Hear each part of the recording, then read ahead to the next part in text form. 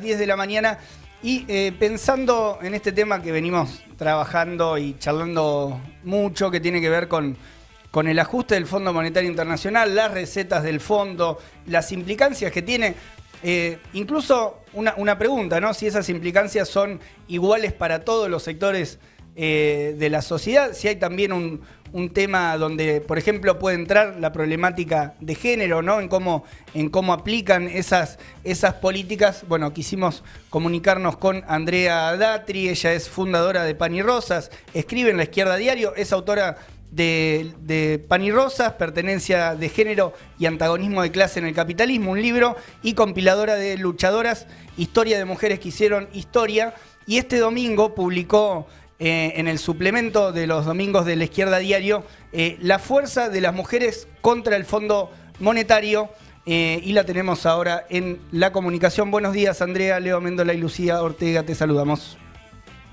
¿Qué tal? Buenos días. Buenos días, gracias por atendernos. Bueno, charlábamos de este tema, de la nota que sacaste el domingo, que se publicó el domingo, y una pregunta, ¿cómo es esta idea de que el FMI tiene perspectiva de género? Bueno, es una perspectiva muy particular, ¿no? En primer lugar, hay dos motivos por los cuales el FMI empezó a preocuparse por la cuestión de género hace relativamente poco. Tenemos que decir que no tiene más de una década esta preocupación, cuando en realidad la última oleada feminista fue en la década del 70, ¿no? Y que se incorporó la perspectiva de género en los estudios en las universidades. Pero bueno, estos dos motivos centrales podemos decir que hay uno que es a nivel más general, que tiene que ver con los desastrosos resultados que tuvieron los planes de austeridad que impuso el FMI en distintos países del mundo para que paguen las deudas durante los años 90 y que obligaron, estos planes resultaron tan desastrosos que obligaron al FMI a mejorar su discurso sobre la pobreza, sobre la desigualdad y también sobre la equidad de género. Y la otra cuestión es que en la última década descubrieron que el incremento de la participación de las mujeres en la fuerza laboral podía hacer que creciera la economía, y junto con el crecimiento de la economía, por supuesto, lo que más les interesa es que pudieran crecer las ganancias capitalistas. Por ejemplo, te cuento en un artículo que publicaron en marzo del 2019 en una revista del FMI que se llama Finanzas y Desarrollo, sus autoras, que además son directoras de altos cargos del FMI, sugieren que hay que apoyar a las mujeres emprendedoras brindándoles un mayor acceso al financiamiento y promover la igualdad de los derechos de las mujeres. Suena muy lindo, ¿no? Suena lindo. Suena bien, pero si yo les digo el título del artículo se van a querer morir, porque el título del artículo es Cerrar la brecha de género, : los beneficios económicos de aumentar la participación de las mujeres en la fuerza laboral son mayores de lo que se pensaba.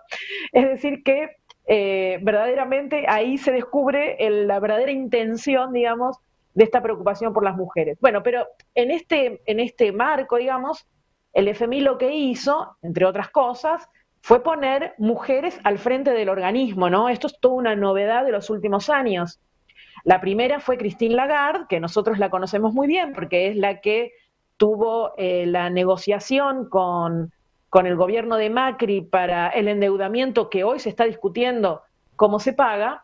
Fue la primera en ocupar la dirección del Fondo Monetario, ocupó ese cargo desde el 2011 hasta el 2019, y ella se declaraba feminista, mientras ocupaba el tercer puesto entre las mujeres más poderosas del mundo, ¿no?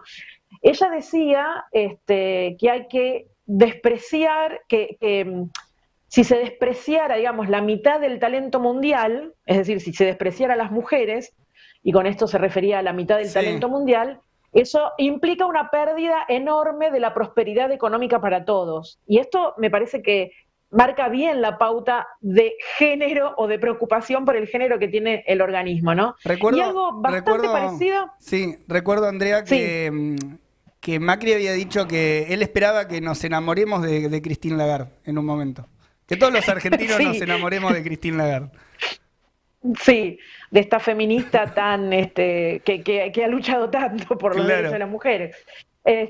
Bueno, pero algo parecido a lo que decía Christine Lagarde es lo que piensa Kristalina Georgieva, que es la actual directora del Fondo Monetario, la que le siguió en el cargo, inaugurando una etapa de directoras mujeres en el Fondo Monetario, que dijo, declaró en un medio alguna vez que si las mujeres tuvieran las mismas oportunidades que los hombres para alcanzar su máximo potencial, el mundo no solo sería más justo, que esto bueno, sino también más próspero, dijo. O sea, otra vez la prosperidad económica como la verdadera meta que se proponen con esta perspectiva de género, ¿no? Una prosperidad económica que, como sabemos, en boca de las directoras del Fondo Monetario Internacional no significa otra cosa que prosperidad para los grandes capitalistas. Claro, y ahí también, bueno, el memorándum, el que se firmó entre Argentina, el que firmó Macri y el FMI, también incluía, como vos decís, estos enunciados sobre disminuir la pobreza, cerrar las brechas de género, ¿no? Como algo que también aparecen incluso en estos préstamos, o este préstamo enorme, el más grande del FMI con la Argentina, y en ese sentido, digamos, ¿qué medidas viene impulsando el FMI en los países donde interviene con esta particular perspectiva de género que vos recién describiste? Bueno, te digo más o menos a nivel general y después vamos al memorándum en Argentina porque es bastante importante para ver la situación en la que estamos ahora, ¿no? En general, lo que consideran prioritarios como derechos de las mujeres son los derechos a firmar contratos, a tener cuentas bancarias y a la propiedad privada. O sea, derechos bastante particulares y relacionados justamente con el tema de la propiedad y con los derechos comerciales, ¿no? En el artículo publicado por el FMI que mencioné antes, las autoras dicen que para promover la igualdad de género deben adoptarse medidas para abordar la legislación sobre herencias y derechos a la propiedad. Y eso es porque en muchos países el nivel de informalidad laboral, incluso a veces mayor que el que hay en Argentina, o hay grandes sectores de la población que no están ni siquiera bancarizados. Y entonces el objetivo del FMI se centra en remover todos los obstáculos que pudiera haber para que las mujeres más pobres accedan a microcréditos. Esto lo vemos, es bastante común desde hace muchos años en la India, por ejemplo, que accedan a microcréditos y otros financiamientos que le permitan llevar adelante sus propios emprendimientos. Entonces, de esta manera se alienta a que las mujeres, sobre todo de los sectores más populares, se conviertan en pequeñas empresarias, entre comillas, autoexplotadas en realidad, trabajando sin descanso para una economía que solamente garantiza su propia supervivencia y la de su familia, y sobre todo que quedan endeudadas de por vida. Es decir, una política bastante que alienta la precarización mayor aún de la vida de las mujeres. Y esto no solamente ocurre en la India, sino que en los últimos años empezó también el FMI a promover este tipo de planes en América Latina. Y ese tipo de modalidades laborales, digamos, de los microemprendimientos, que también aumentaron durante la pandemia, ¿no? Esto de vender cosas en la venta callejera, ambulante, no sé, todas las situaciones más precarias que te puedas imaginar, más bien, lejos de crear mayor autonomía económica para las mujeres, más bien profundiza la precarización, ¿no? La precarización laboral y la precarización de la vida. En otros lugares, el FMI manifestó preocupación por el trabajo de cuidados no remunerado, que recae mayoritariamente, como sabemos, en las mujeres en todo el planeta, ¿no? Y plantea su interés en la creación de infraestructura adecuada para el cuidado y la educación de los niños y las niñas, además de licencias y, bueno, y otras medidas relacionadas con esto, con favorecer el cuidado de las niñas y los niños. ¿Eso se lo plantea alguien? ¿Se lo plantea hay algún sujeto ahí o es como una declaración de intención? Es decir, promover a los estados. A los estados. A los estados les exige, o sea, a los estados que están comprometidos en pagar deuda, les exige, entre otros planes, les exige esto. Pero claro, el objetivo no es el reconocimiento del trabajo gratuito que hacen las mujeres, que es un reclamo de todo el movimiento de mujeres a nivel mundial desde la década del 70, sino uno bastante más sórdido, porque el objetivo es remover justamente esas limitaciones en términos del FMI, que las mujeres puedan tener mientras cuidan a sus chicos o hacen las tareas del hogar, que los consideran limitaciones para que sean explotados en el mercado laboral. Claro. Entonces dice, removamos un poco esta situación, ayudemos creando algunas guarderías o alguna infraestructura que permita alivianar las tareas de cuidado para tener más mujeres disponibles en el mercado laboral. Incluso calcularon que si se reduce y se redistribuye ese trabajo no remunerado que hacen las mujeres con un poquito de gasto público en algo poquito de infraestructura para el cuidado de los niños, podría haber ganancias económicas que sumarían hasta el 4% del PBI. O sea que ya tienen calculado cuál es el beneficio para los capitalistas, para los estados y para los capitalistas de que las mujeres se liberen un poco del trabajo no remunerado que hacen habitualmente y puedan ser mano de obra, fuerza laboral barata para los empresarios. Barata y contratable. Claro, en ningún documento del FMI se mencionan los derechos laborales de las mujeres, ¿no? Ninguno. O sea, mejor dicho, cuando se habla de alentar su participación en el mercado de trabajo, cuando se habla de esto que vos decís de que las mujeres sean más contratables para los ojos de los capitalistas, no hay ni una palabra sobre el derecho a sindicalizarse, o no hay ninguna palabra sobre el derecho a organizarse colectivamente, pero en cambio sí sugieren que haya modificaciones en los impuestos patronales y en las prestaciones sociales, es decir, que se reduzcan los gravámenes que tienen las patronales para emplear más libremente, digamos, ¿no? O sea que en resumen, el FMI alienta a que haya mayor flexibilización y precarización laboral para las mujeres y más favores a los empresarios, ¿no? O sea, podemos decir que la perspectiva que tiene el FMI de género no tiene nada que ver con la perspectiva de género que tienen los movimientos de mujeres en América Latina, que como sabemos en los últimos años fuimos protagonistas de importantes movilizaciones en toda la región. Claro, como fuerza laboral, y también me quedé pensando esa inclusión financiera, ¿no? Como sujeto de tomadora de deudas, ¿no? O sea, te tomo como fuerza laboral sin derechos y además te doy estos créditos y te endeudo. Exacto, por eso una de las consignas del movimiento de mujeres en Argentina es vivas nos queremos, ni una menos, pero también desendeudadas nos queremos, ¿no? Porque el FMI impulsa permanentemente el endeudamiento de los sectores incluso más pobres, ¿no? Más empobrecidos. Ah, y por lo que me decía Lucía del memorándum, el memorándum de Argentina, sí, el que se firmó con el FMI en el gobierno de Macri en junio del 2018, en el punto C de ese memorándum, que se llama, el punto C se titula Apoyo a la equidad de género. Y el gobierno de Macri, en ese momento el ministro Duhovne, decía que lograr que las mujeres argentinas puedan desarrollar todo su potencial no es solo una cuestión moral, sino que también tiene un sentido desde el punto de vista económico.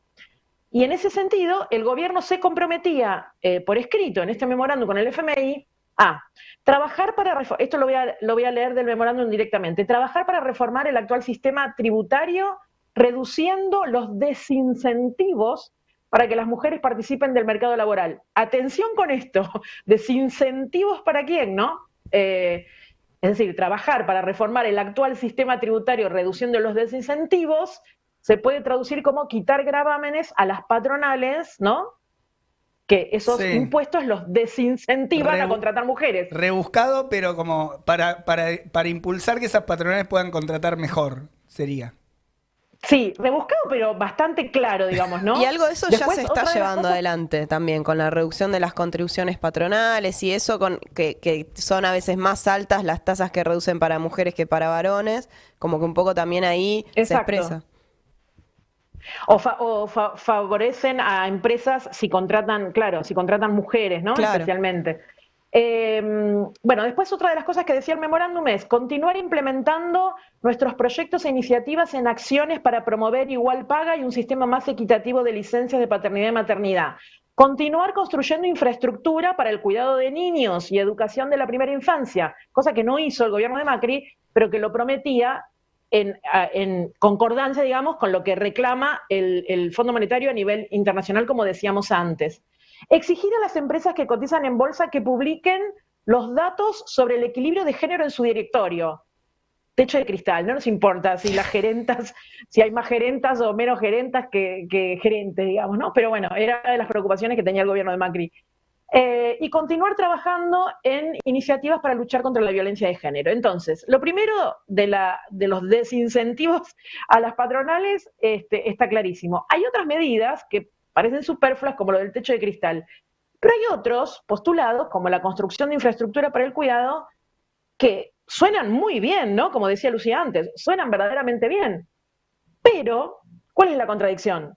Esto está planteado en el punto C, pero en ese memorándum se incluye además la exigencia del FMI de reducir el gasto fiscal, claro. es decir, reducir el empleo público, reducir el gasto en la adquisición de bienes y servicios, posponer proyectos de obras públicas, es decir, una verdadera contradicción en los términos, ¿no? Porque vos proponés, por un lado, que vas a construir jardines maternales para que las mujeres puedan ir a trabajar y dejar a los chicos en la guardería, pero, por otro lado, reducís el gasto en todas esas cosas. Entonces, claro, bueno, póngase de acuerdo, organismo, le debería decir un Estado que está claro. ahí bajo el mando del FMI, bueno, ¿ajustamos o más bien arrancamos por acá? Uno es el eje y el otro es el maquillaje, digamos. Claro. Exacto, exactamente. Donde verdaderamente lo que se termina haciendo es reducir el gasto fiscal y, por lo tanto, imposibilitar esta construcción de obras que facilitarían la vida de las mujeres. Actualmente, la tasa de precarización laboral extrema en Argentina llegó al 44%, ¿no? Uh-huh. Y Lucía sabe muy bien que si desagregamos los datos por género, vamos a ver que ese porcentaje de 44% para las mujeres supera el 50%. Y para la juventud supera el 70%. O sea que desde el gobierno de Macri a esta parte, el salario de esta enorme masa de trabajadoras y trabajadores informales que tiene la Argentina cayó casi un 32%, y la jubilación mínima, que es la que tiene la inmensa mayoría de las mujeres, por otra parte, cayó casi un 30%. En ese marco se está negociando actualmente el acuerdo con el FMI para pagar esa deuda que contrajo el gobierno anterior. Sabemos que el FMI siempre exige reformas estructurales. Los créditos del FMI generalmente, en todos los países, incluyen la obligación de avanzar en reformas de legislación laboral, por supuesto permitiendo que avancen la flexibilización y la desregulación, como también la privatización de servicios públicos, como ya pasó en Argentina en la década del 90, ¿no? Y otras políticas que impactan directa o indirectamente en los derechos laborales. En esta ocasión, el FMI no lo está pidiendo explícitamente entre los puntos del acuerdo que está discutiendo en este momento con Guzmán, con el gobierno argentino. Pero, aunque no lo esté discutiendo explícitamente, hay que considerar que la reforma, por ejemplo, la reforma de jubilaciones ya se viene haciendo, ¿no? O sea, ajustando los ingresos de jubiladas y jubilados varias veces desde el 2017 con la reforma que intentó implementar Macri y con los posteriores ajustes que hizo este gobierno. La última vez, seguramente Lucía lo recuerda bien, que sabe un montón de jubilación, fue mientras se aprobaba, en una cámara se estaba discutiendo un ajuste a las jubiladas y jubilados, y en la otra cámara se estaba aprobando la legalización del aborto en diciembre del 2020, y esa fue una maniobra espuria que denunciamos, porque se quiso hacer pasar disimuladamente, mientras en una cámara teníamos un triunfo el movimiento de mujeres, en la otra cámara teníamos un ajuste que afectaba a una gran cantidad de mujeres jubiladas, ¿no? Entonces, sí, muy gráfico, por un lado eso, por otro lado gráfico. la reforma... Y eso fue, claro, fue cínico, digamos, ¿no?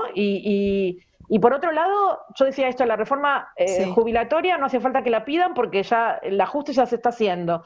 La reforma laboral tampoco hace falta mucho que la pidan porque todos los derechistas se relamen con distintos proyectos de reforma laboral, pero las cámaras empresariales y la Unión Industrial están muy fervorizados con planes todavía más esclavistas, pero mientras tanto se está intentando hacer pasar por convenio, una cierta reforma laboral por convenio, como lo está haciendo Toyota, con el aval de la burocracia sindical de Les Mata. Entonces, bueno, de alguna manera, estas reformas no hace falta que las pidan explícitamente porque ya están en marcha, ¿no?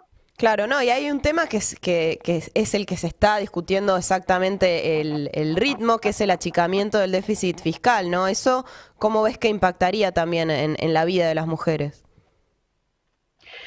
Y el achicamiento del déficit fiscal implica la reducción de subsidios a las empresas privatizadas de servicios, y eso significa que no se va a afectar la rentabilidad de las empresas, sino que seguramente vamos a tener mayores tarifazos, ¿no? Que, como sabemos, ahora van a tratar de hacer toda una ingeniería para discriminar cómo va a ser la escala de tarifazo, depende de los hogares y del consumo de cada hogar, pero va a ser un tarifazo que, por supuesto, se va a sentir muchísimo, sobre todo en los bolsillos de los hogares más empobrecidos de Argentina, ¿no? Esto lo trataron de evitar durante la campaña electoral, pero ahora se está discutiendo que vamos hacia eso. Y también se debate si la devaluación que exige el FMI será abrupta o gradual, pero sea como fuere, ya Lucía lo explicó muy bien en distintos artículos que publicó en La Izquierda Diario, los que se van a beneficiar son los exportadores, los bancos y las grandes empresas. Los que van a perder son los salarios, ¿no? Claro. Y por supuesto eso va a redundar en un mayor recorte del gasto en prestaciones sociales, que ya sufrió una quita del 14% en el presupuesto de este año, pero va a significar una quita mayor, y prestaciones sociales significa afectar nuevamente a los hogares más empobrecidos, que sabemos en su mayoría son hogares con jefas de hogar, mujeres solas en general, que mantienen a sus hijos, ¿no? Y que hay hogares, Entonces, Andrea, gobierno, que significa una parte muy importante del ingreso. O sea, esas prestaciones sociales van a tener un impacto muy grande. Sí, a veces es Claro. el principal ingreso, obviamente. Hay una así que, pregunta, bueno, Andrea, gobierno... que por ahí Sí. por el tiempo estamos ya un poco cortos, pero creo que hay una pregunta que nos está, frente a todo esto que estamos viendo, cómo nos va a afectar y cómo nos está afectando el ajuste, también qué podemos hacer nosotras para enfrentar este acuerdo y para enfrentar estas consecuencias. Bueno, claro, justamente iba a decir eso, ¿no? Que este gobierno se debate entre si va a pagar sin retaseos o si va a pagar haciendo algún acuerdo, pero lo que no tiene en vistas es no pagar, digamos, ¿no? Y nosotros creemos que sí, que se puede ponerle un freno, digamos, a este saqueo infinito de la deuda que tiene la Argentina desde hace décadas, ¿no? Y que fue duplicado ahora con este último endeudamiento. En primer lugar, investigar los fraudes, ¿no? Para imponer el desconocimiento soberano de la deuda, que es ilegítima y es odiosa, como dicen técnicamente los economistas, y eso se tiene que hacer mediante la movilización popular, impedir la fuga de capitales y el caos económico con medidas de defensa de los recursos nacionales, como la nacionalización de la banca, el monopolio estatal del comercio exterior bajo control del pueblo trabajador. Son todas medidas que requerirán, obviamente, ¿no?, de una lucha que considero que tendrán las mujeres en la primera fila, porque las mujeres no solamente somos las más afectadas de todas estas medidas que va a imponer el gobierno para resolver el acuerdo con el Fondo Monetario, sino que además las mujeres no solamente somos las más afectadas, sino que venimos siendo las que, organizadas y movilizándonos, conseguimos en las calles masivamente, con nuestra lucha, plantar la bandera del ni una menos contra la violencia de género, conquistar el derecho al aborto, porque somos además las que en este periodo más reciente estuvimos resistiendo la precarización laboral y los bajos salarios en salud, como hicieron las compañeras de Neuquén, las que encabezamos las grandes movilizaciones contra el extractivismo contaminante, las que enfrentamos la brutal represión policial con las que se desalojó a las precarias casillas con las se trataron de instalar familias y muchas de ellas mujeres solas con sus hijos reclamando tierra para vivir, como lo vimos en Guernica y en otros distintos puntos del país. Es decir, porque somos las mujeres, creo, de los movimientos sociales, de los barrios populares y de la izquierda, las que venimos plantando que el ajuste del Fondo Monetario y de los gobiernos, implementado por los gobiernos, nos afecta de una manera más brutal a las mujeres. Por eso creo que está planteado iniciar una movilización contra estos planes de ajuste que nos querrán vender, maquillados con perspectiva de género, pero que en última instancia sabemos lo único que nos depara es más miseria, más pobreza para los sectores populares y para el pueblo trabajador. Andrea Datri, fundadora de la agrupación Pan y Rosas, dirigente del PTS. Andrea, queda también la convocatoria, ¿no? Ligado a esto último que decías, el día 11 de diciembre, bueno, el Frente Izquierda Unidad, el PTS, otras organizaciones que están convocando, que se suman a esta convocatoria, incluso organizaciones de trabajadores, de trabajadoras, no sé, pienso en las compañías de Madigraf también, que siempre son un ejemplo, digamos, de la lucha por los derechos de los trabajadores y de las mujeres trabajadoras en particular. Bueno, nos vamos a encontrar ahí el 11 a las 15:30, es la convocatoria en Avenida de Mayo y 9 de Julio. Así que bueno, queda planteado eso. Sí, y también para marchar hacia Plaza de Mayo. Y participaremos también con las compañeras feministas socialistas de Pan y Rosas, y también participan muchísimas otras organizaciones y movimientos sociales de trabajadores y trabajadoras desocupados y de distintos sectores. Bien, ahí el 11. Y también queda esto de recomendación para desarrollar más, o quienes quieran meterse un poco más en profundidad en el debate, recordar que está la nota que escribiste el domingo, subida ahí en La Izquierda Diario, para profundizar sobre el tema. Te agradecemos por el tiempo, Andrea, y te mandamos un fuerte abrazo. Bueno, gracias a ustedes, un beso a ustedes que están allí en el piso y a todos los que nos están oyendo. Gracias. Dale, un beso. Chau, chau. Andrea Datri, fundadora de Pan y Rosas, con toda esta data de cómo pega el ajuste del FMI en las mujeres en particular, y la política del fondo para lavarse la cara también muy interesante. Y ahora sí son las 11:30, son 11.